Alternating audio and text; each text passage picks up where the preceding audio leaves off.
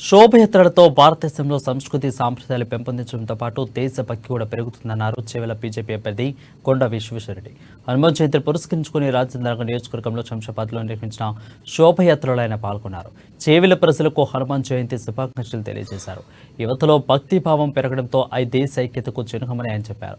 15 ఏళ్లుగా శంషాబాద్లో శోభయాత్ర నిర్వహిస్తున్న స్థానిక యువకులను కొండ విశ్వేశ్వరరెడ్డి అభినందించారు. అయితే ఓవైపు యువకుల్లో భక్తిభావం పెరుగుతుండగా కొందరు దుర్మార్గులు తమ స్వార్థ ప్రయోజనాల కోసం హనుమాన్ గుడిని కూల్చివేయడాన్ని ఆయన తప్పుపట్టారు. అభిమానులకు అందరికీ హనుమాన్ జయంతి శుభాకాంక్షలు.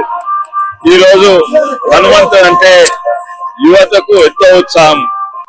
శ్రీరాముల వారికి అండగా ఉన్నారు కానీ భారతదేశంలో ధర్మాన్ని కాపాడే వాళ్ళందరికీ అండగా ఉంటాడని అనుకుంటున్నారు.